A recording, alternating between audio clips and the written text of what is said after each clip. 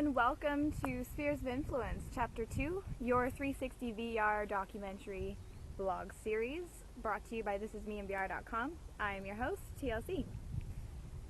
So you are not responsible for the programming that you received as a child, but as an adult, you are 100% responsible for fixing it. This was said by Ken Keyes Jr.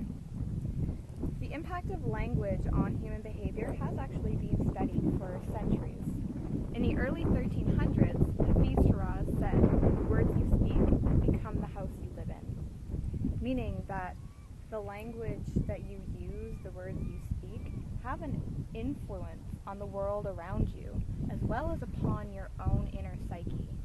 This shapes the lens through which you view the world. In the 1970s, Bandler and Grinder actually developed an entire field based upon this called neurolinguistic programming. Neurolinguistic programming is basically taking the way in which the human brain processes information in terms of language and looking at the implications of this on human behavior. Oftentimes it is the techniques of NLP that many therapists and life coaches use to help their clients achieve their goals, overcome obstacles, and challenges.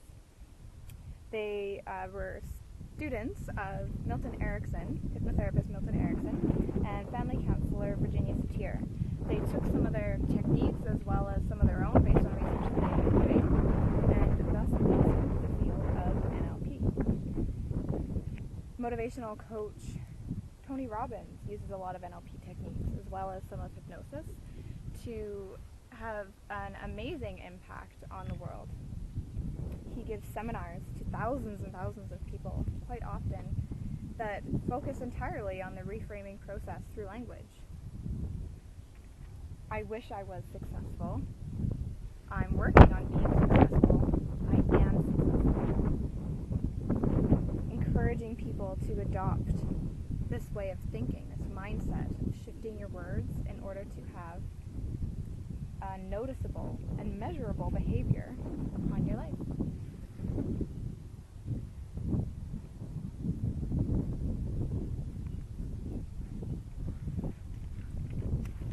Now, the reason why language is so emphasized is because it plays a role in the development of your conscious filter.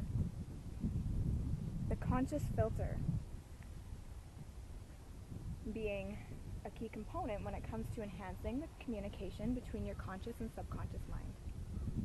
The key to success, the key to accomplishing your goals is enhancing the communication between your conscious and subconscious mind. Somebody who has a poor or not so developed conscious filter, who does not have great communication between their conscious and subconscious mind, is often someone who has a lack of awareness of their own body language, their own words. They don't always pick up on the body language of other people. They're poor at assessing social interactions, social etiquette, social implications. They often take metaphors directly.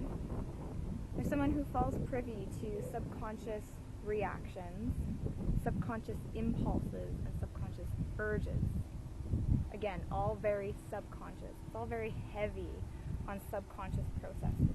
There isn't a whole lot of awareness and conscious action that takes place.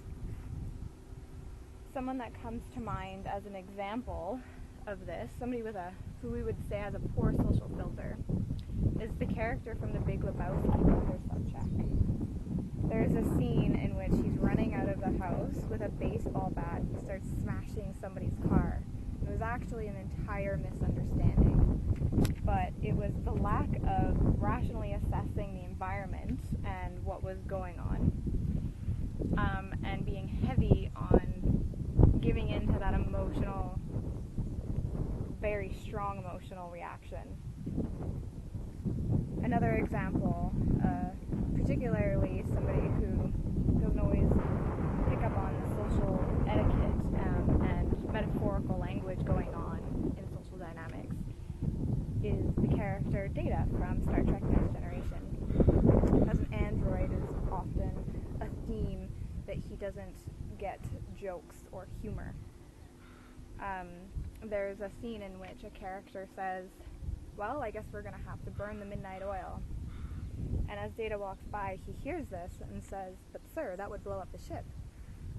Obviously not understanding that what the character had actually meant. And this is seen in movies, in TV shows, this sort of person with a lack of social filter, however it may be, is often used as humor, as a comic relief. And someone, on the other hand, who has the enhanced conscious to subconscious communication, somebody with a strong, active conscious filter, are people like celebrities, often celebrities, actors, actresses, people in the public eye, politicians, people who exhibit really good body language appropriate to the situation that they're in. They have good eye contact, good gesturing, somebody who's aware of the language that they're using and the implications of the language that they're using. Somebody who's aware of the influence that they exert on others in the world, and they're aware of the influence that others exert on them. We often deem these people to be very confident, comfortable, successful.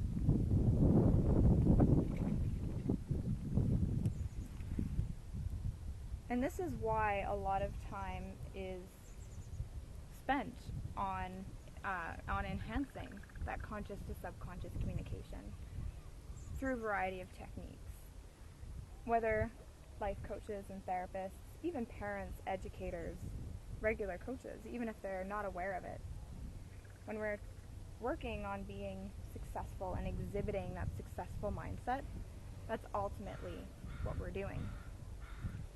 When we have a conscious awareness, we're able to harness our subconscious as a resource and guide it towards our achieving our goals. The conscious filter is essentially the conscious intervention of subconscious processes.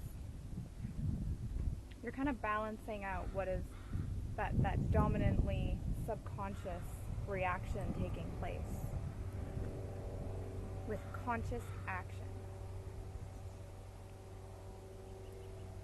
And so to understand this a little better, I'm just going to describe the properties of the conscious mind and the subconscious mind. The conscious mind is primarily the aspect of our minds that is rational, logical. There's a lot of planning and timekeeping. It tracks our short-term memory, keeps us organized. And then our subconscious mind is our emotional mind, our emotional storehouse. Joe Navarro, in his book, What Everybody is Saying, describes it as the limbic mind, or the limbic, part of the limbic system. It also is our imaginary mind, our imagination. When we're using our imagination, it's very much a subconscious, automatic process. Part of the old brain. It does not track time. It's not particularly logical in the way that we normally think of things as being logical and rational. And it also stores our long-term memories. And it's the storehouse of all of our belief systems in terms of our perception. It takes in all of the sensory information around us. Because it's not rational, it does not differentiate between what is real, what is imaginary, or what is good, what is bad, what is positive, what is negative.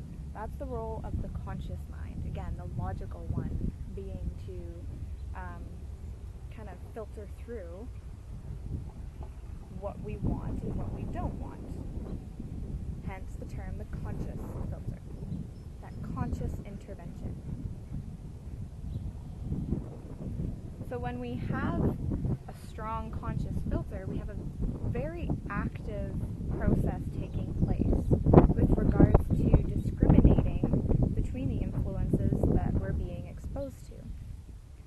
able to take conscious action with regards to our environment, with what we're hearing. We're able to say yes or no, just in our mind, with how we feel about something. We're able to kind of say yes or no. Charles Duhigg, in his book The Power of Habit, actually breaks down this subconscious reaction to habit formation. So he discusses habit formation in terms of trigger, behavior, and reward, and how this is a naturally forming process that takes place whether we're aware of it or not. But the key to this book is actually bringing it to our conscious awareness, so that when we go to form a habit, a good one, such as exercising or dancing or getting out and doing something really positive that we are having struggles going to do, if we have the conscious awareness of the subconscious process, then we're able to guide this subconscious resource into helping us achieve our goal. So we can then set our own trigger, our own behavior, our own reward type of system in order to ease that process of habit formation, and as well as breaking habits. And this kind of plays upon the mechanism of conditioning responses and association formation. Again, conditioned responses and associations, those are subconscious habits, subconscious processes and mechanisms that will take place, regardless of whether we're aware of them or not. But the advantage of being aware of them is that we're then able to consciously guide and discriminate the process so that it's better suited to what we're consciously trying to achieve and what we want. Because again, it's the conscious mind that is rational, the subconscious is irrational. It doesn't discriminate between what we want or don't want. It accepts as true whatever it's perceiving to be true.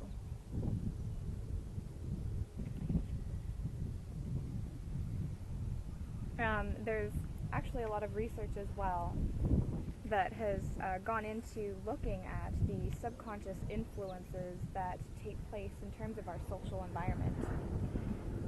Dr. Donito did some research on looking at the choices that your friends make and how these impact your choices.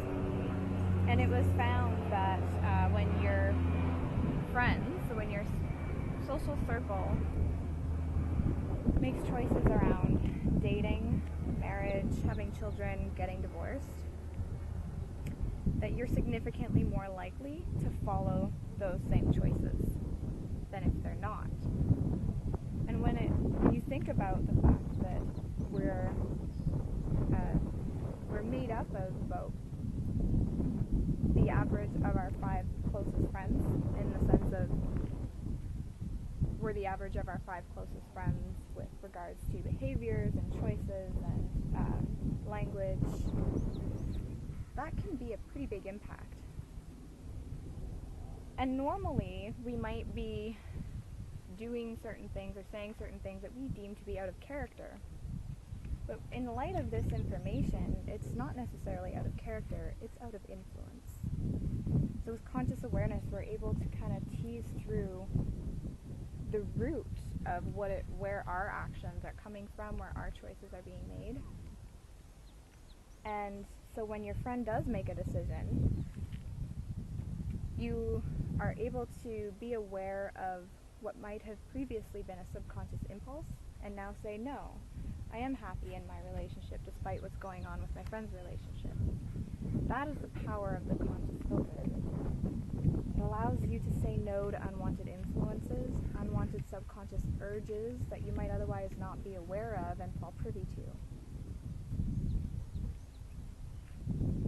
With conscious choice, the conscious guidance of our subconscious mechanisms,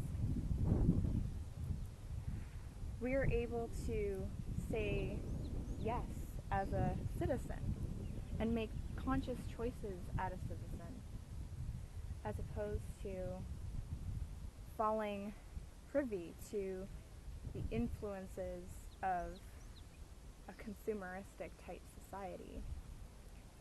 We can say no to the commercials that we see on TV that are pressuring us to buy certain products. We can say yes to something that you might see in a store that you've been wanting for a long time that you otherwise might deprive yourself of for whatever reason, because of some sort of former association.